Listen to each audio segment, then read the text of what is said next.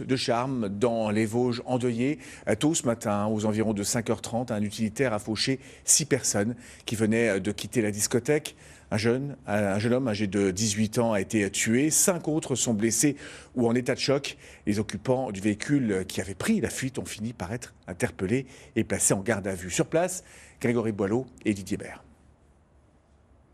Les impacts sur le véhicule témoignent de la violence du choc. Peu avant 6 h du matin, dans les rues de Charmes, plusieurs piétons sont fauchés à 2 endroits différents par cet utilitaire de location. Un jeune homme de 18 ans décède, un autre de 15 ans est en état d'urgence absolue, transporté à Nancy par hélicoptère. Louison, 20 ans, est l'un des témoins de cet accident. J'ai vu la voiture qui prenait un peu flamme et qui est partie dans le décor. Du coup, on est directement monté voir ce qui se passait, puis on a vu 2 corps par terre et voilà.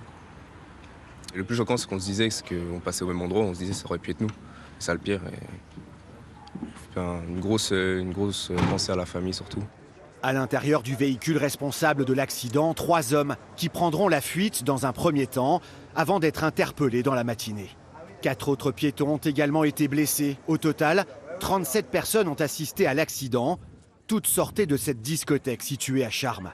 Un drame qui bouleverse une ville entière. J'ai été dépêché ce matin sur site à 6h15.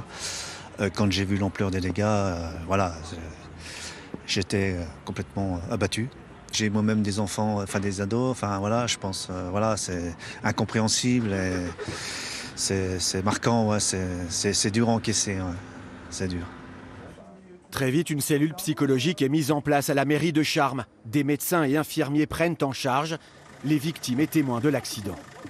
Il faut pouvoir s'exprimer, il faut qu'on puisse faire un bilan le plus rapidement possible si on veut éviter ou limiter le plus que faire se peut les traumatismes qui sont évidents quand on a assisté à une scène de cette violence.